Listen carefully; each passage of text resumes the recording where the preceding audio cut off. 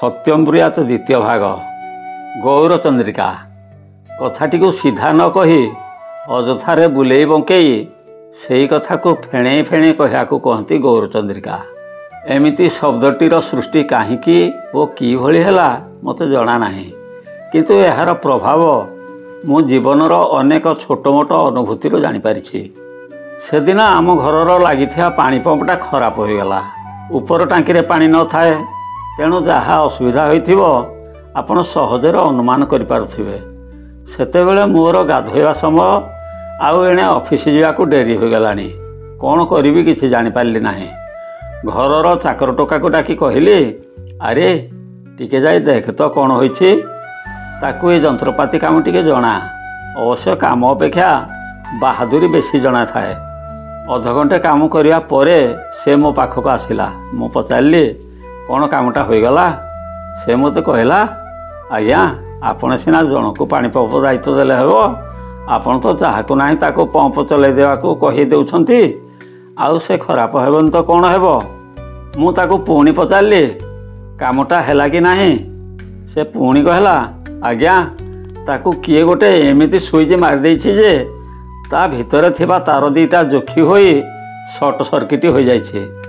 मु पुणी तृतीय थर पचारली, अरे सबू बुझिली जे हेले पंपटा चलला कि नाही। आज्ञा अध घंटे परा लगिला। से पुराना तार को सबू काढ़ी नुआ तार सबू लगेली। ब्लैक टेपटा खोजी खोजी पाइली नाही, सेथिपाई एते डेरी हला। मु ए पर्यंत मो क्रोध को कंट्रोल कर रखी थाए, तथापि ऋषि जटा छिंडे मरिया प्राय मु आउ संभाली न पारी चित्कार करी उठिले, अरे तोते पचारुछि पानी उठिला कि नाही। हई रे बेसी गौरचंद्रिका देखौछु। एतिकी कहला बेलू को अलक्ष्य मो हाथ जोड़ी कवि ताकू गोटे दीटा चटकणी पकई देवाकू प्राय उठी आसीथिला। एही समय मो स्त्री आसी पहुँचीगला ओ बेकार मो पाटितुंड पाई मते ही दोष देला। पानी परा आसिलानी आउ तमे एते चित्कार करुछ काईकी।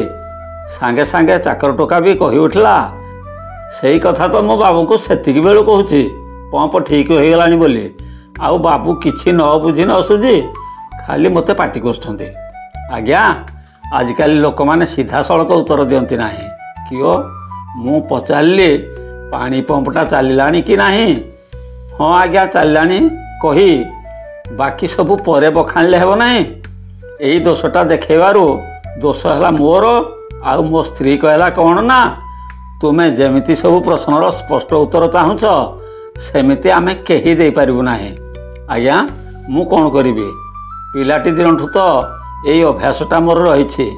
मास्टर मैंने बारंबार कहते प्रश्नपत्र भल कर पढ़ी उत्तर लिखबू, जहाँ पचरा जाइछि ताहा लिखबू, एणु तेणु कथा गुड़े लिखबू नाही। किंतु वर्तमान लोक मानकर उत्तर शुणिले मोर पिलादिनर गोटे सांग कथा मन पड़े। प्रश्नोत्तर पाई परीक्षारे सबुठु अधिक कागज से व्यवहार करथाए। प्रश्न गुड़िक सहित ता उत्तर कौन संपर्क न थाए। आपण मानकर मन थिबो पिलादिने प्राय 2-3टा विषय ओडिया रे रचना लेखा जाए, यथा गाई, नई बढ़ी किंबा घर पोड़ी।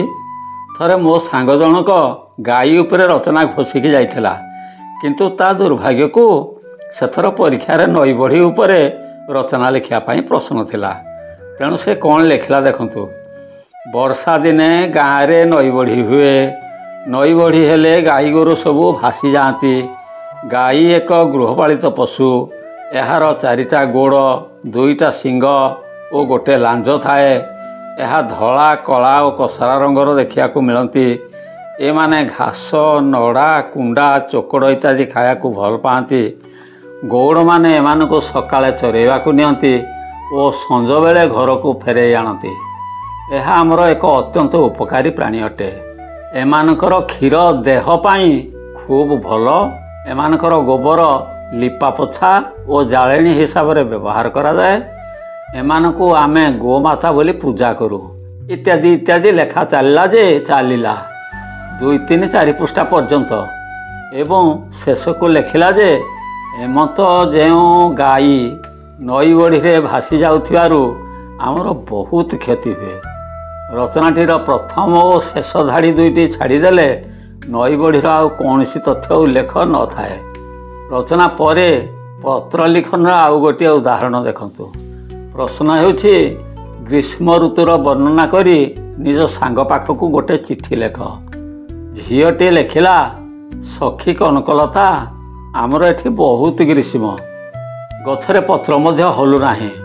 ତୁମର ସେଠି ଏତେ ଗ୍ରୀଷ୍ମ ହେଉଛି କି ନାହିଁ, ଆଉ ଗଛରେ ପତ୍ର ହଲୁଛି କି ନାହିଁ, ଶୀଘ୍ର ଚିଠି ଦ୍ୱାରା ଲେଖି ଜଣେଇବୁ। ଆମର ଏଠି ଏତେ ଗ୍ରୀଷ୍ମ ଯେ କୂଅରେ ପାଣି ଶୁଖିଯାଇଛି। ତୁମର ସେଠି ଏତେ ଗ୍ରୀଷ୍ମ ହେଉଛି କି ନାହିଁ, ଆଉ କୂଅରୁ ପାଣି ଶୁଖୁଛି କି ନାହିଁ, ଶୀଘ୍ର ଚିଠି ଦ୍ୱାରା ଲେଖି ଜଣେଇବୁ। ଆମର ଏଠି ଏତେ ଗ୍ରୀଷ୍ମ ହେଉଛି ଯେ ଦେହରୁ ଦିନବେଳା ଖାଲି ଝାଳ ବାହାରୁଛି। ତୁମର ସେଠି ଏତେ ଗ୍ରୀଷ୍ମ ହେଉଛି କି ନାହିଁ, ଆଉ ଦେହରୁ ଝାଳ ବାହାରୁଛି କି ନାହିଁ, ଶୀଘ୍ର ପତ୍ର ଦ୍ୱାରା ଲେଖି ଜଣେଇବୁ। ଏମିତି ଲେଖି ଚାଲିଲା। ଖାଲି ଆମର ଏଠି ଗ୍ରୀଷ୍ମ ଓ ତୁମର ସେଠି କେତେ ଗ୍ରୀଷ୍ମ ଲେଖି ଲେଖି ପୃଷ୍ଠା ପରେ ପୃଷ୍ଠା ଭର୍ତ୍ତି କରିଚାଲିଲା। ଏଭଳି ପିଲାମାନେ ବଡ଼ ହେଲେ କ'ଣ କରିବେ ଜାଣନ୍ତି? ଏମାନଙ୍କୁ ଯଦି ଆପଣ କେତେବେଳେ ଦେଖି କୌଣସି ରାସ୍ତାଘାଟ ବିଷୟ ପଚାରିବେ, ଏମାନେ ଏମିତି କିମ୍ଭୂତ କିମାକାର ଉତ୍ତର ଦେବେ ଯେ ଆପଣ ଖୋଜୁ ଖୋଜୁ ଆହୁରି ଘଣ୍ଟେ 2 ଘଣ୍ଟା ଅଧିକ ଲାଗିଯିବ। ଧରନ୍ତୁ, ବାଣୀବିହାର ଛକରେ ଆପଣ ଏମାନଙ୍କୁ ରାମ ମନ୍ଦିର କେଉଁଠି ବୋଲି ପଚାରିବେ। ଏମାନେ କହିବେ, ଆଜ୍ଞା ଆପଣ ନାକ ସିଧା ଚାଲିଯାଆନ୍ତୁ, କିଛି ବାଟ ଗଲା ପରେ ମାଷ୍ଟର କ୍ୟାଣ୍ଟିନ୍ ଛକ ପଡ଼ିବ, ସେଠି ଗୋଟେ ବହୁତ ବଡ଼ ପଥର ଘୋଡ଼ା ଦେଖିବେ, ସେଠୁ ରାଇଟ୍ ଟର୍ଣ୍ଣ ନେଲେ ଆସେମ୍ବଲି ଆଡ଼କୁ ଯିବାକୁ ରାସ୍ତା ଆସିବ, ସିଆଡ଼େ କିନ୍ତୁ ଯିବେ ନାହିଁ, ପୁରା ଓଲଟା ବୁଲି ପଡ଼ିବେ, ଆଉ ପୁଣି ନାକ ସିଧା ଚାଲିବେ। ପ୍ରାୟ 1 କିଲୋମିଟର ଗଲା ପରେ ଗୋଟେ ଗୁରୁଦ୍ୱାର ପଡ଼ିବ, ସେଇଠୁ ଟିକେ ଆଗକୁ ଗଲେ ଗୋଟେ ଛକ ପଡ଼ିବ, ସେଇଠି ବାଁ ପଟେ ଇଓ ସିଧା ଗଲେ ଡାହାଣ ପଟେ ପଡ଼ିବ କହିଲେ ହୁଅନ୍ତା ନାହିଁ? ନାହିଁ, କିଛି ବୁଲେଇ ବଙ୍କେଇ କହିବା ହେଉଛି ଏମାନଙ୍କ ଜନ୍ମଗତ ଅଭ୍ୟାସ। ଶହୀଦନଗର ଭିତରେ ଏମାନଙ୍କୁ ଯଦି ଆପଣ ଗୋଟେ ଘରର ଠିକଣା ପଚାରିବେ, ସେ କହିବେ, ଆଜ୍ଞା ଆପଣ ସିଧା ଯାଆନ୍ତୁ, ବାଟରେ ଷ୍ଟେଟ୍ ବ୍ୟାଙ୍କର ଗୋଟେ ATM କାଉଣ୍ଟର ପଡ଼ିବ, ତା'ର ଡାହାଣ ପଟ ଗଳିରେ ଯିବେ, କିଛି ବାଟ ଗଲା ପରେ ଗୋଟେ ଫୁଲ ଦୋକାନ ପଡ଼ିବ, ତା ବାଁ ପଟକୁ ଯିବେ, ସେଠି ଗୋଟେ ଚା ଦୋକାନ ପଡ଼ିବ, ସେଠୁ ବାଁକୁ ବୁଲିଯିବେ, ସେଠି ଗୋଟେ 2 ତାଲା କ୍ରିମ୍ କଲର୍ ବିଲ୍ଡିଂ ପଡ଼ିବ, ସେଇଟା ନୁହେଁ, ତା ପଛପଟକୁ ଗଲେ ଗୋଟେ ବଡ଼ ସ୍କୁଲ ପଡ଼ିବ, ତା ନାଁ ହେଉଛି ଶହୀଦନଗର ଅପର ପ୍ରାଇମେରୀ ସ୍କୁଲ, ତା'ର ପାଖ ଘରଟା। ଆଜ୍ଞା ଏମାନଙ୍କୁ ଆପଣ କ'ଣ କହିବେ କହିଲେ? କିଓ ଶହୀଦନଗର ସ୍କୁଲ ପାଖରେ ପଡ଼ିବ ବୋଲି କହିଲେ ହୋଇନଥାନ୍ତା, କିନ୍ତୁ ସେ କ'ଣ କରିବେ? ସିଧା କହିବା ତାଙ୍କ ଜାତକରେ ନଥାଏ। ମୁଁ ବିଜେପି କଲେଜରେ ଅଧ୍ୟାପକ ଥିଲାବେଳେ ମୋର ଜଣେ ବନ୍ଧୁ ଅଧ୍ୟାପକ ରାଜନୀତି ଦର୍ଶନ ପଢ଼ାଉଥିଲେ। ରାଜନୀତି ଦର୍ଶନର ବିଷୟବସ୍ତୁ ଥିଲା ଗ୍ରୀକ୍ ଦାର୍ଶନିକ ପ୍ଲାଟୋ ଓ ଆରିଷ୍ଟୋଟଲଙ୍କୁ ନେଇ ଆଧୁନିକ ଯୁଗର ମହାତ୍ମା ଗାନ୍ଧୀଙ୍କ ରାଜନୀତି ଦର୍ଶନ ପର୍ଯ୍ୟନ୍ତ। ସମୟ 2 ବର୍ଷ ହେଲେ ବି କଲେଜରେ ଛୁଟି ଓ ବନ୍ଦବାନ୍ଦ ଯୋଗୁଁ ସୀମିତ ସମୟ ଭିତରେ ସମସ୍ତ ଦାର୍ଶନିକଙ୍କ ରାଜନୀତି ଦର୍ଶନ ପଢ଼ାଇବାକୁ ପଡ଼ିଥାଏ। ବର୍ଷେ ଗଲା ପରେ ଦିନେ କମନ ରୁମ୍ରେ ଆମେ ସମସ୍ତେ ଅଧ୍ୟାପକ ଓ ମୁଖ୍ୟ ଅଧ୍ୟାପକଙ୍କ ସହିତ ବସି ସିଲାବସର ପ୍ରୋଗ୍ରେସ୍ ଉପରେ ଆଲୋଚନା କରୁଥିଲୁ।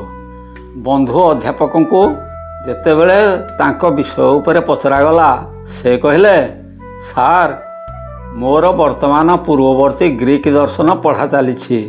ଥରେ ଭାବନ୍ତୁ, ମହାଶୟ ବର୍ଷେ ହେଲା ଗ୍ରୀକ୍ ଦର୍ଶନର ପୂର୍ବବର୍ତ୍ତୀ ସମୟରେ ଅଛନ୍ତି, ତାପରେ ଆସିବେ ଗ୍ରୀକ୍ ଦର୍ଶନକୁ, ଆଉ ତାପରେ ଆସିବେ ପ୍ଲାଟୋଙ୍କ ପାଖକୁ, ଯେଉଁଠୁ ସିଲାବସରେ ପଢ଼ାଇବା ପାଇଁ କୁହାଯାଇଛି। 2 ବର୍ଷ ଗଡ଼ିଯିବ, ଅଥଚ ବିଷୟ ଆରମ୍ଭ ହୋଇପାରିବ ନାହିଁ। ତାଙ୍କୁ ଏକଥା କୁହାଗଲା ବେଳେ ସେ ଉତ୍ତର ଦେଇଥିଲେ, ସାର୍ ମୁଁ ପିଲାମାନଙ୍କର ମୂଳଦୁଆଟାକୁ ସଦାବେଳେ ମଜବୁତ କରିଥାଏ। ଆଜ୍ଞା ସତ କଥା, ଏମାନେ ମୂଳଦୁଆକୁ ଏତେ ମଜବୁତ କରିଥାନ୍ତି ଯେ ୟାଙ୍କ ଘର ସେ ମୂଳଦୁଆରେ ହିଁ ରହିଯାଏ, ଆଉ ଛାତ ପଡ଼ିଆ ଯାଏନି। କିଓ ଲୋକେ ଘର ତିଆରି କରି ଶୋଇଲେଣି, ଆଉ ତୁମେ ମୂଳଦୁଆକୁ ମଜବୁତ କରିବାରେ ଲାଗିଥାଅ।